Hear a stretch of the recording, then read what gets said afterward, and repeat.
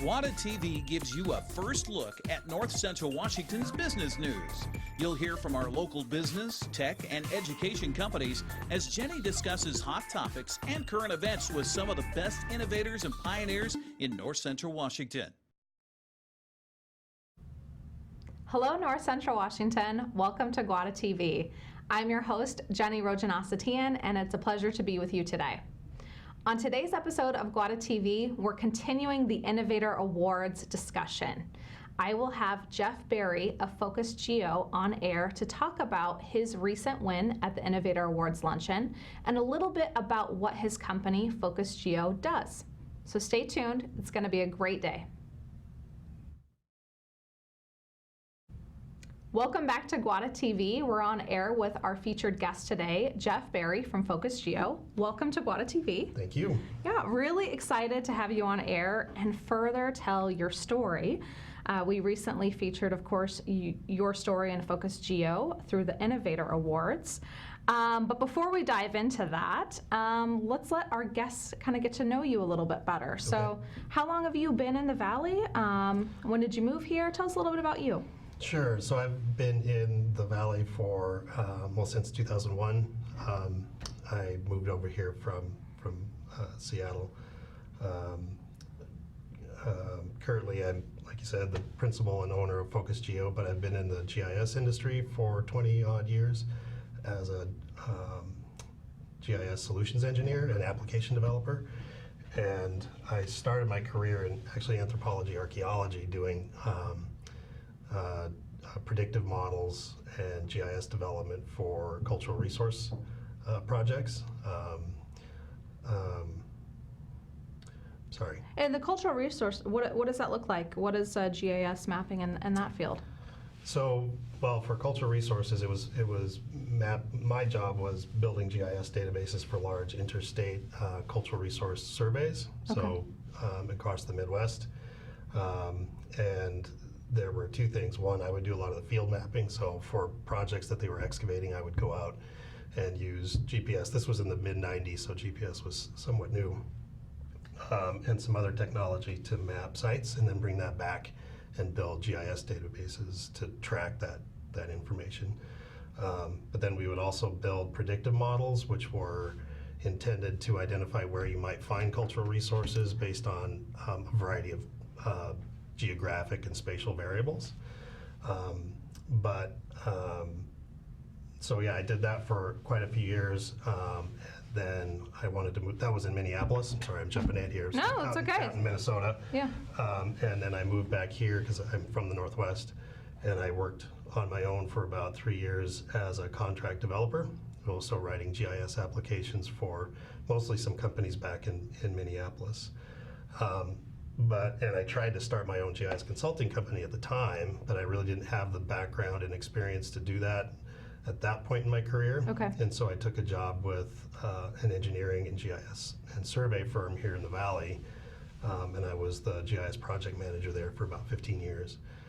And that, my responsibilities there were GIS project management, meeting with clients to really evaluate their needs, their mapping requirements, help them develop long-term plans for deploying GIS and managing their spatial data, and then helping them implement those plans. Mm-hmm.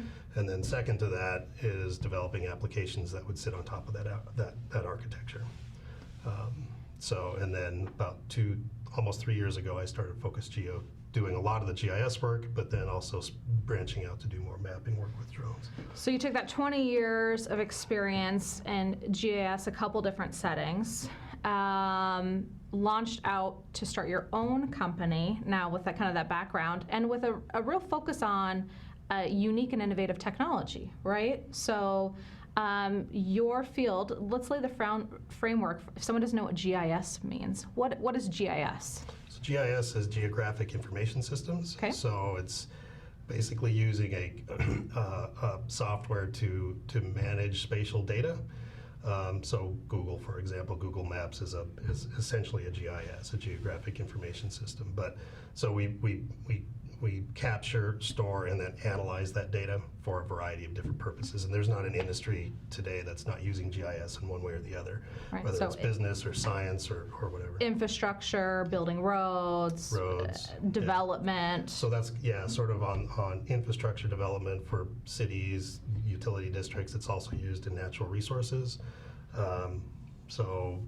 Environmental sciences, it's used in a lot of different avenues, or a lot of different fields. And this is a very technical profession where I think most of us have seen, as you drive down the street, you'll see a surveyor on the side of the road, right, collecting data, but maybe not an industry that was leading edge, and technology is something that you've been doing the last couple of years, right, with drones and bringing new applications to really build upon this field.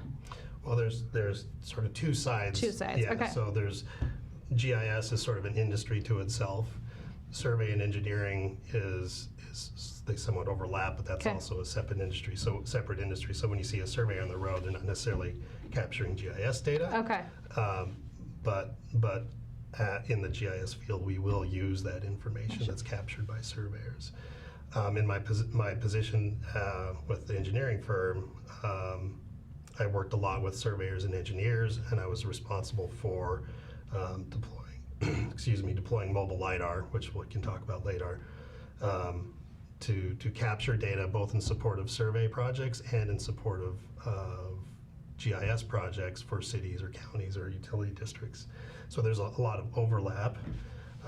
In my experience there, I got to know a lot about what surveyors and engineers need in their daily operations. So when I started FocusGeo, I wanted to kind of capitalize on my background in geomatics and GIS, and then take advantage of some of the new technologies to really specialize in providing those mapping services in the area. Because at that time, there was nobody in the area was really using drones for professional mapping services. There's more now. There's Right. several companies that are starting to pick it up. So, yeah. So seeing, I guess, the needs on both sides, the GIS and the surveying, and your experiences, you now have built your own company locally. So what is FocusGeo's specialty, if you could say that, and how are you launching your business here in North Central Washington? So again, there's two services. There's the GIS services, so I still do that. I still work with public entities to evaluate their spatial management requirements and then help them deploy a system to improve their daily operations. So setting up GIS, integrating it with other business systems, and then writing custom applications to sit on top of that infrastructure, writing geoprocessing tools to automate certain processes. So that's a big part of what I do, or what FocusGeo does. The mapping side is highly related to that. So the mapping side, we use drones, mobile LiDAR, aerial imaging to generate high precision mapping products. Primarily right now, that's for surveyors and engineers, and sometimes for cities and utility districts. So there's a lot of overlap with the GIS work. So we may go out and we'll map all of the stormwater infrastructure using mobile LiDAR, and then bring that data into GIS for a utility district, and then they'll use that data to manage daily operations. So there's a lot of overlap between those two services. And I think on screen here we're seeing some of your operations in the field, specifically your use of drones. So can you walk me through what the audience is seeing right now on TV? Sure. So that is a fixed wing professional survey grade drone. It carries a high resolution camera that we take aerial photography with, and then we can use that aerial photography to create what are called 3D point clouds. So every pixel in the image gets an XYZ position associated with that, and then we can use that to generate surface models to support surveyors and engineers in their work, natural resource projects, cities, public utility districts. So, right. As you said earlier, there's really no industry that's not using this type of data at some point, right? Not using GIS. Yeah, right. Yeah. The mapping drones and mobile LiDAR and that technology is rapidly becoming adopted in a lot of different industries as well. Survey and engineering, it has a lot of potential to change the way they do survey work. Ground surveyors will always be required, but this technology kind of changes how a lot of that work gets done. So. And it's also a tool to for precision, for time management as well, right? To complement field work, to be able to use that technology to survey more data points quicker, right? Correct, yeah, and in some cases safer. So for example, the mobile LiDAR data, or the mobile LiDAR platform, that's a LiDAR laser scanner essentially that's mounted on a vehicle. So as we drive down the road, it's capturing 3D data along with panoramic images, very similar to what you would see on Google Street View. But we can use that to generate topographic data for roadway surveys, and in a lot of cases keep a surveyor out of traffic and to keep them on, not having to slow down traffic and putting people at risk. So there's you can capture more data, and you can potentially do it more safely. Right, and taking care of people is always the most important in any industry, right? Yeah. That makes sense. So I think we're going to head out to a commercial break, but when we come back, I want to talk a little bit more specifically about FocusGeo, your recent Innovator Award win, and then more about your services. So please stay tuned. We'll be right back after this. Welcome back to GWATA TV. We are on air with Jeff Berry of FocusGeo. We have been talking about FocusGeo services, GIS, mapping, and we were just talking about safety before we went to the break and how your company's unique technology services helps keep people safe in the field by utilizing drones, right? So let's dive into maybe a specific example of how can drones help mitigate kind of safety concerns and provide sometimes better data? Well, currently we're working with Grant PUD on a pilot project to survey, to map their embankments on the Wanapum and Priest Rapid dams. So historically how they've monitored those embankments is they have points along at some interval and they send a surveyor down. So these are big riprap rocks embankments. So having a surveyor crawl down there can potentially be dangerous. So they contacted us to see if drones could be used to map those periodically and see if there's any shifting in the rocks. So we're in the middle of helping them evaluate drones as a potential solution to do that, not only more safely, but more efficiently and potentially more accurately. So the way they have done it in the past is they've taken shots every 100 feet down to the embankment, and these are long embankments, 3,000, 4,000 feet long. Whereas we can capture, you've seen some of the examples, the 3D point cloud, we can capture data across that entire embankment, and we can use software to identify practically if any single rock is moved. So we can fly it, capture data 1 year, fly it again and capture data the next year, and compare those two 3D point clouds, and it will identify any significant changes. So we can identify where there may be shifting material. So you can see if there's any disruptions in that embankment, and then of course our dams are measuring embankments, right, for safety and protection to ensure, right, the infrastructure is complete. So important work as far as the dam is concerned. As far as the dam is concerned, and our public community. So another example kind of the use of FocusGeo services was actually over on the west side. You did a project for the Transit Authority, right, that was really to help their transit system find great solutions for their riders. Tell us a little bit about that. Sure. So that work was for Snohomish County Community Transit, and we had started a GIS project with them. We had done needs assessment and data evaluation for their roads data for managing and planning their routes. And out of that conversation, it was apparent that the spatial accuracy of their bus stops was questionable, and so they have a big need to make sure that the bus stops are located correctly, so that if someone's standing in front of a bus stop with their phone, it's showing that the bus stop is actually there rather than 500 feet down the road. So to accurately map those, we use mobile LiDAR, and mobile LiDAR, as you've seen in some of the examples, is that LiDAR system as we drive down the road. We captured data for about 700 miles of road in both Snohomish and King County, some downtown Seattle, and then went through that data, pulled out locations for bus stops along with some other information about each bus stop, and then ported that into a GIS database, and that was the main deliverable. So yeah. And then the transit authority, what do they do with that type of information? How do whether it's transit or public authorities then take your data to make decisions? Well, in the case of the community transit, they already had GIS data that they were using for route planning and scheduling, so to schedule all their buses. The question is how accurate it was. Right. So we were just providing better locations for the bus stops. Other agencies like utility districts or cities will capture stormwater infrastructure, wastewater infrastructure, and then build databases, GIS databases that reflect what's out on the ground. And they use that for all types of purpose, for tracking projects, for general mapping, for maintenance and inspection, integrate with other applications. So the GIS plays a pretty critical role in a lot of utility districts. Mm-hmm. And we have the ability to capture accurate spatial data and then bring that into a modern enterprise GIS database. Right, so, to allow them the best use of best information, right, to make all those decisions going forward. Yeah. Now, we haven't talked in detail about the use of drones and how you're deploying drones. We talked about you use it because it can be safer, right, as far as getting those measurements out on the dam to fly a drone over versus having someone walk down an embankment.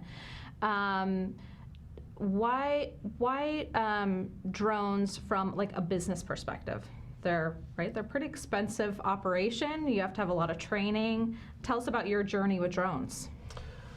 Well, for a number of years, drones have begun to become more affordable and more capable. Okay. And it was pretty clear a while ago that they were going to have a big impact on the survey field, and certainly the GIS field as well. And I had, for a long time, encouraged my previous employer to take advantage of that and get into that early. And so when I started FocusGeo, I really wanted to capitalize on that. There is data that we can capture with drones that is of a much higher order than we've ever been able to capture before. So we get high resolution imagery that we can do all sorts of things with and apply it to a number of different fields. So this drone, for example, is right now carrying just a color sensor, but we can capture data in near infrared, thermal, and the applications for that are pretty broad. And I wanted to capitalize on my background in spatial analysis and geomatics and learn how to use drones to provide services that really weren't being provided here at the time. And so, yeah, that was. I suppose you're having some fun while you were learning how to for sure, yeah. I mean, operate and deploy drones as well. Yeah, for sure, yeah. But it's also kind of stressful because it's a lot of equipment, a lot of money up in the air, and you're always concerned about being in compliance with FAA regulations and not flying over people, and those things do come down, and so there's always a concern about them coming down where they're not supposed to. Right. So, yeah, but it's been exciting and challenging. So, yeah. And in the years ahead, do you see drones, like the technology, just improving more and more? And it does on a monthly basis. It's changing so fast right now that I think that's probably one of the biggest challenges is staying up with that, because the drone capability is improving, the prices are coming down, and more companies are getting into it. So any kind of competitive advantage I may have had 3 years ago is rapidly dwindling. So I think more companies are using drones as a tool. Fewer are using the mobile LiDAR just because of its price point, and it requires some background. But those are getting cheaper too. So the challenge really is staying up on that technology, constantly buying, the next generation if you want to be competitive. So Because yeah. the adoption of the technology by other firms and other companies continues to grow For sure, as the technology advances and the price point comes down. Yeah. Right. Yeah. Okay. So Now you have some resources on your website, so if people wanted to look at that transit project, for example, or some of the other uses of FocusGeo services, and where would they find you online? FocusGeo.net. Okay, FocusGeo.net, great information. And then also on the GWATA website, we have information on Jeff, his video from winning the Innovator Awards. Congratulations Thank again on that. And we look forward to having you on a future episode of GWATA TV to talk more about what FocusGeo has been up to. Okay, thank you much. Thank you for joining us. It's time for one more commercial break, and then when I come back, we'll be wrapping up. Thank you. I want to thank you for joining us today on GWATA TV. I realized I didn't give you a lot of background on the Innovator Awards. So if this is your first time tuning in, GWATA leads the annual Innovator Awards luncheon every fall. We recognize entrepreneurs, businesses, students, and teachers in 5 distinct award categories. And it was a real pleasure today to have Jeff Berry of FocusGeo on to talk about his company and his Innovator Award win. If you want to find out more information on FocusGeo or any of our GWATA programs, I encourage you to go to our website, gwata.org, to learn more. Thanks for tuning in, and we'll see you next week. Since 1999, GWATA has served as North Central Washington's Tech Alliance. As a 501c3, our mission is to bring people and technology resources together to create a thriving community. Through our work, we aim to inspire, engage, and connect.